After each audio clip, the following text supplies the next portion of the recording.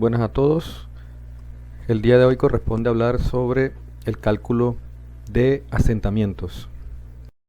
Según lo he explicado en la introducción al tema de cimentaciones, se definieron unos estados límites para el diseño de la cimentación.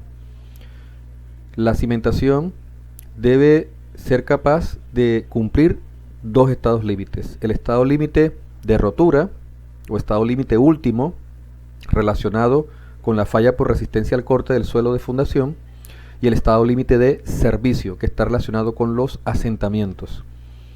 La presión que el cimiento puede aplicar al terreno será la menor, que nos garantice la seguridad de que el suelo no va a fallar por resistencia al corte y que nos garantice que los asentamientos no serán mayores a los máximos permitidos por la estructura. Pero ¿qué entendemos por asentamiento? El asentamiento debemos entenderlo como el descenso o el movimiento vertical que experimenta el cimiento debido a las deformaciones que sufren los elementos que hacen parte del depósito y que se ven afectados por la carga transmitida.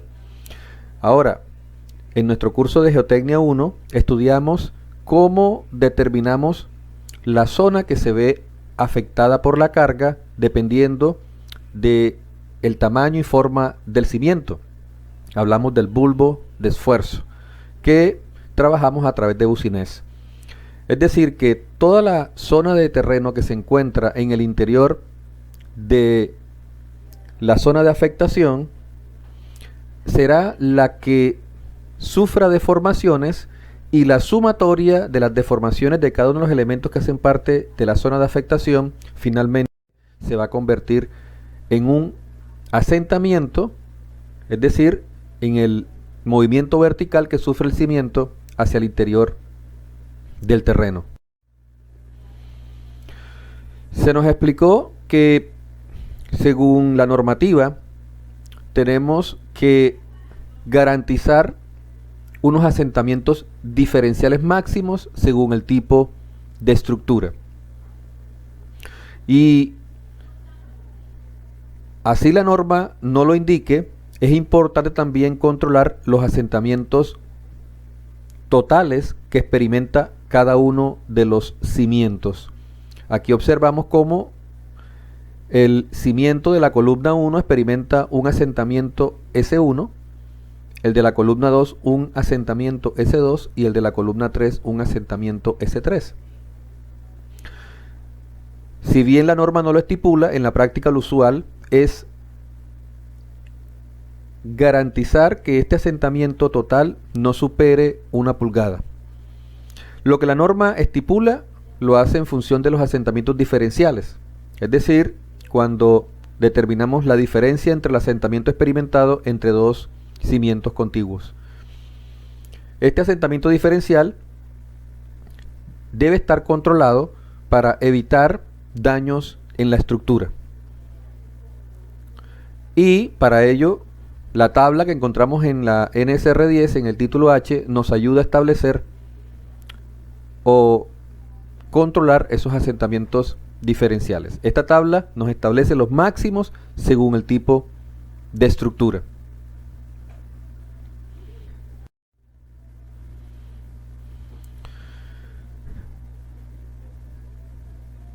Si hablamos de cálculo de asentamientos, tenemos que hacer referencia a dos tipos de asentamientos principalmente.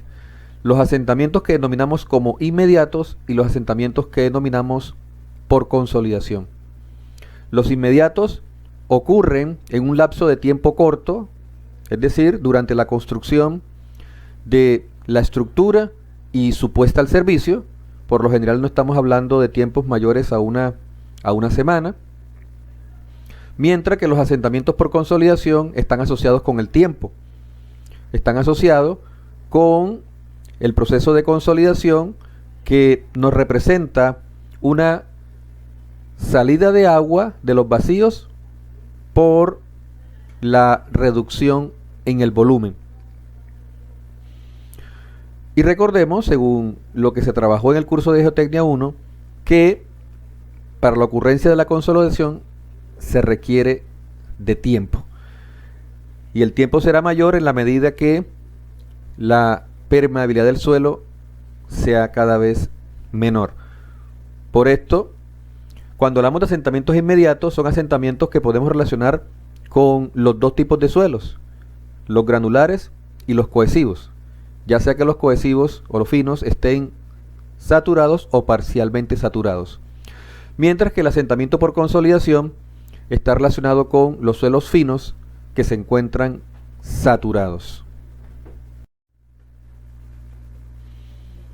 Para determinar los asentamientos inmediatos, la norma nos permite utilizar la teoría de elasticidad, y para el cálculo de los asentamientos por consolidación podemos utilizar la teoría de la consolidación, es decir, los parámetros relacionados con la teoría de la consolidación, como son la relación de preconsolidación, el índice de compresión y el índice de recompresión.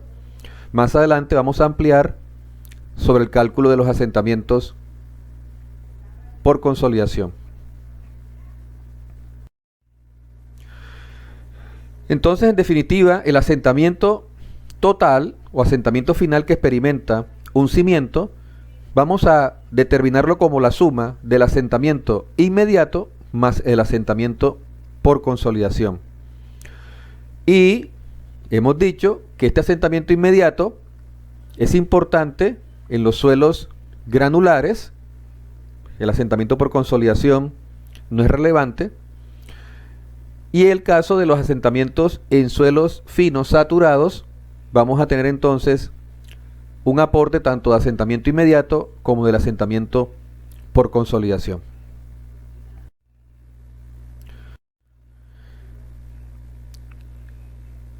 El asentamiento vamos a plantearlo a través de un modelo matemático de la siguiente manera. El asentamiento total será la suma del asentamiento inmediato o elástico más el asentamiento por consolidación. Pero es necesario afectar esta suma por unos coeficientes que deben tener presente la rigidez del cimiento y deben tener en cuenta el efecto de la profundidad. Cuando hablamos de tener en cuenta el efecto de la profundidad del cimiento, debemos entender que en la medida que el cimiento se encuentre a mayor profundidad, el cimiento va a experimentar un menor asentamiento. Las teorías que se plantean para el cálculo de los asentamientos suponen que el cimiento se encuentra en la superficie.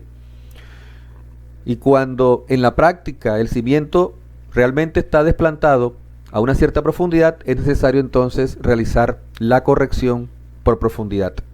Más adelante vamos a darnos cuenta que en el caso de la teoría de la elasticidad, el factor de profundidad hace parte del modelo matemático para calcular el asentamiento inmediato. Aquí tenemos una tabla que nos ayuda a tener un orden de magnitud de el factor de corrección por profundidad en función de la relación D sobre B, siendo D la profundidad de desplante y B la menor dimensión del cimiento. En cuanto a el factor de rigidez, es importante entender que el cálculo que realizamos está asociado, o el modelo matemático que proponemos, está asociado con cimientos flexibles. Y cuando el cimiento es flexible, sometido a una carga distribuida uniforme, vamos a encontrar que el asentamiento es máximo en la zona central del cimiento y mínimo hacia los bordes.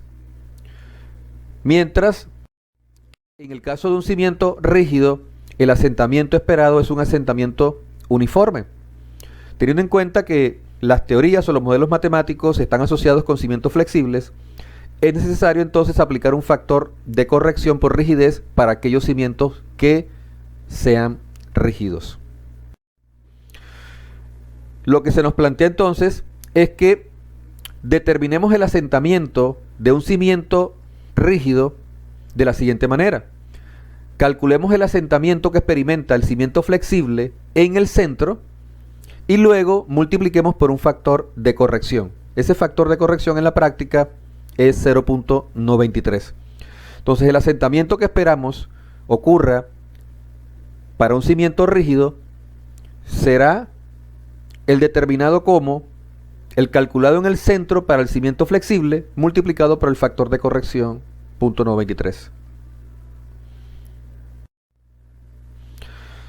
Sabiendo que el asentamiento total vamos a calcularlo como la suma de los inmediatos más el de consolidación y aplicando los debidos factores de corrección por rigidez y por profundidad, ahora entendamos lo que está ocurriendo en la masa de suelo para la ocurrencia de los asentamientos. Se supone que la carga es transmitida por una columna o muro al cimiento y el cimiento distribuye dicha carga y genera unas modificaciones en los estados tensionales de los elementos que se ven afectados por la carga. Aquí es entonces importante establecer cuál es esa zona que se ve afectada por la carga.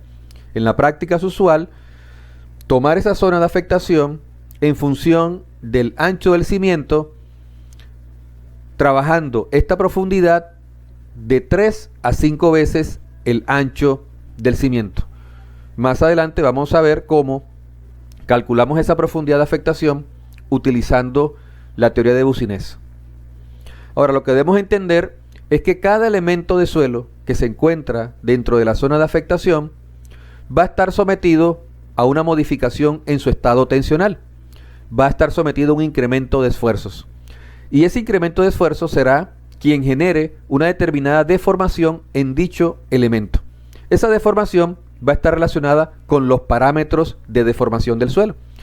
Y vamos a ver que en cuanto a asentamientos elásticos, los parámetros de deformación van a ser el módulo de elasticidad y la relación de Poisson.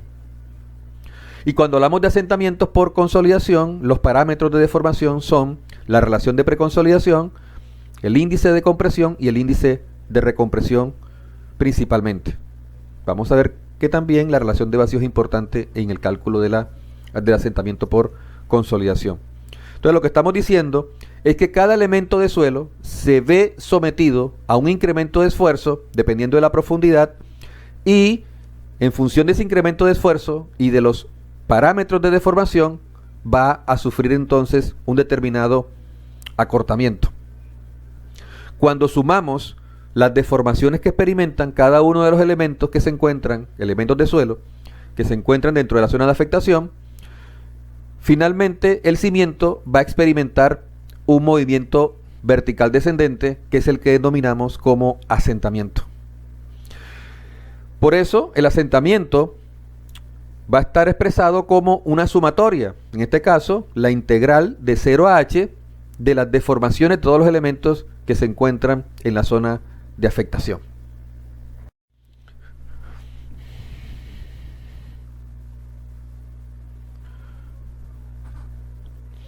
Ahora, esa deformación, hemos dicho, está en función del incremento de esfuerzo y está en función de los parámetros de deformación. En la medida en que el elemento de suelo reciba más incremento de esfuerzo, más se deforma, pero en la medida en que el módulo de deformación sea mucho mayor, menos se deforma. Más adelante vamos a explicar los casos donde tenemos varios estratos dentro de la zona de afectación. Cada estrato, por supuesto, deberá tener sus propios módulos de deformación.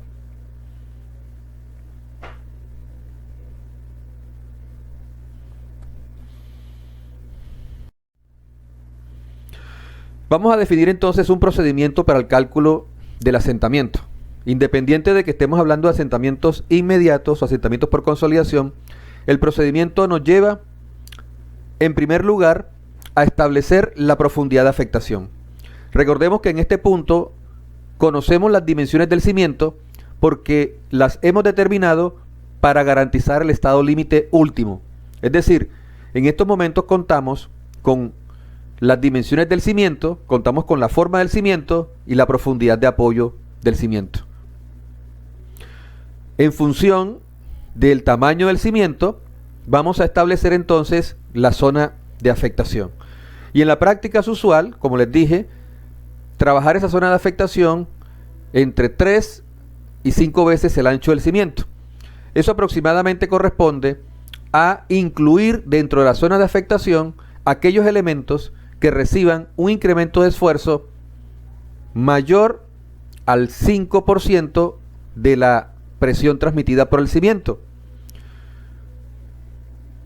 Por lo general estamos hablando de incluir dentro de la zona de afectación aquellos elementos que reciban incrementos de esfuerzos mayores al 5% de la presión transmitida o mayores al 10% de la presión transmitida.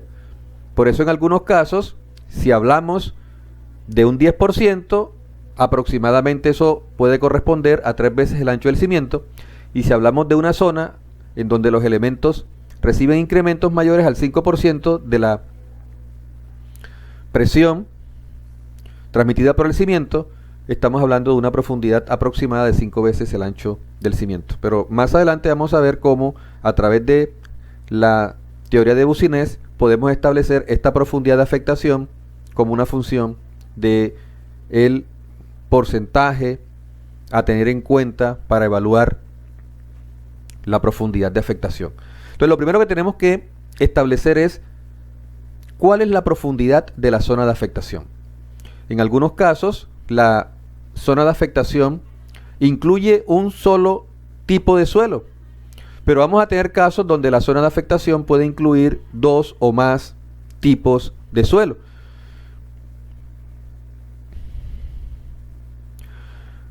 Cada elemento de suelo, recordemos, está recibiendo un determinado incremento.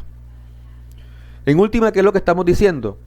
Que este elemento que se encuentra a la profundidad H es un elemento que está recibiendo un incremento del 5 o 10% de la presión transmitida por el cimiento aquí en la profundidad de desplante. Ahora, teniendo ya claro cuál es la profundidad de la zona de afectación y teniendo en cuenta cuántos estratos se encuentran dentro de la zona de afectación, es importante establecer los módulos de deformación de cada uno de los estratos que se ven afectados. Aquí en este gráfico ilustro cómo, en el caso donde se propone como profundidad de afectación 3 veces el ancho del cimiento, estarían incluidos solamente 2 estratos para la evaluación del asentamiento. Pero si yo defino como profundidad de afectación 5 veces el ancho del cimiento, observamos que ahora vamos a tener 3 estratos dentro de la zona de afectación. En la práctica, ¿cuándo es usual trabajar con 3 veces el ancho del cimiento? Cuando la capacidad de deformación de los estratos va disminuyendo con la profundidad. Es decir, en la medida en que yo voy trabajando con estratos cada vez más duros o más densos, eso nos puede llevar a que los elementos que se encuentran más profundos, al recibir un menor incremento de esfuerzo, realmente van a sufrir deformaciones que podemos considerar despreciables en comparación con lo que está ocurriendo desde 0 hasta 3 veces el ancho del cimiento. Ahora, ¿cuándo será importante tener una profundidad de afectación de 5 veces el ancho del cimiento? En algunos casos podemos tener que a cierta profundidad se encuentran estratos blandos. Es decir, que con la profundidad es posible que la capacidad de deformación de los suelos aumente. ¿Qué ocurre entonces en la práctica? Que si yo tengo un estrato de suelo aquí con una alta capacidad de deformación y yo tomo como profundidad de afectación solo 3 veces el ancho del cimiento, si bien estos elementos de suelo van a estar sometidos a incrementos de esfuerzo menores, dada la profundidad. Teniendo en cuenta la alta capacidad de deformación, estos elementos realmente pueden presentar deformaciones mayores que los que se encuentran dentro de la zona de 3 veces el ancho del cimiento. En estos casos es importante entonces incluir una mayor profundidad de afectación o trabajar con una mayor profundidad de afectación de tal manera que tengamos presente estos estratos que tienen una mayor capacidad de deformación. Por supuesto, el trabajar permanentemente en una zona nos permite conocer las formaciones, conocer las estratigrafías y predecir si en determinada zona podemos encontrar esos estratos blandos a ciertas profundidades. Aquí resulta importante la información previa que es recogida durante la elaboración del estudio de suelos, porque esto nos va a permitir avanzar en profundidad para conocer los estratos que eventualmente pueden generarnos ciertos problemas a la hora de transferir las cargas a través de los cimientos. Entonces, el conocimiento previo de la estratigrafía de una zona, los estudios generales de suelo que pueden existir en una determinada zona, los estudios geotécnicos realizados para otras estructuras cerca al lugar donde vamos a construir, resultan de interés para establecer la zona de afectación. El conocer el tipo de cimentación, por ejemplo, planteado para las estructuras en la zona, también resulta importante. Si la experiencia nos dice que en una determinada zona, para cierto tipo de estructuras, la cimentación superficial es una solución aplicable, pues entonces eso nos permite definir una determinada profundidad de exploración. Mientras, si la experiencia nos indica que para ese mismo tipo de estructura el tipo de cimentación debe ser profunda, eso nos plantea entonces unas profundidades de exploración mayores. En este caso que estamos abordando es el tema de cimentaciones superficiales. De manera general, en la práctica lo usual es establecer esa profundidad de afectación en de 3 veces el ancho del cimiento y 5 veces el ancho del cimiento, y esto va a estar muy relacionado con la estratigrafía que estemos trabajando. En aquellos estratos donde el módulo de deformación va aumentando con la profundidad, es decir, la capacidad de deformación es menor en la medida en que avanzamos en profundidad, entonces sería suficiente trabajar con una profundidad de afectación de 3 veces el ancho. Pero en aquellos perfiles en donde podemos encontrar estratos blandos con una alta capacidad de deformación, es importante ampliar la zona de afectación, y en la práctica lo usual es que la llevemos hasta 5 veces el ancho del cimiento. Una vez definida la profundidad de afectación, es importante que conozcamos cuáles son los módulos de deformación asociados a cada uno de los estratos. Y como una función de esos módulos de deformación y teniendo en cuenta los incrementos de esfuerzos asociados a cada uno de los estratos, finalmente calculamos el asentamiento que va a experimentar el cimiento como una sumatoria del asentamiento que experimenta debido al estrato 1 más el asentamiento que experimenta debido al estrato 2 más el asentamiento que experimenta debido al estrato 3.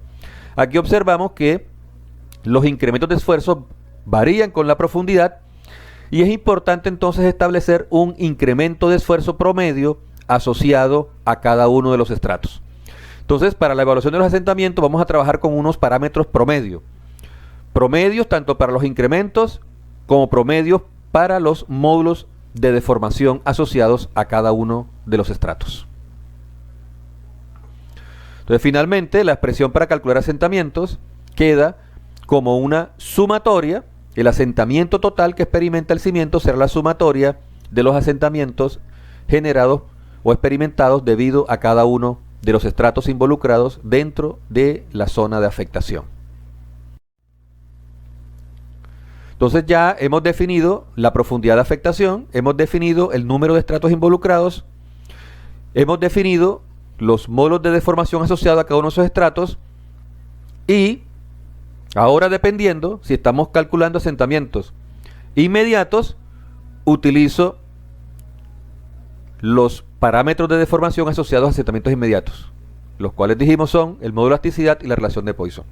Si vamos a calcular asentamientos por consolidación, utilizamos los parámetros asociados entonces a la consolidación. Dijimos relación de preconsolidación, índice de compresión, índice de recompresión y la relación de vacíos. Evaluamos el asentamiento experimentado por cada uno de los estratos. Para eso necesitamos unos modelos matemáticos. Y finalmente, el asentamiento total, hemos dicho, es la suma de los asentamientos experimentados por cada uno de los estratos.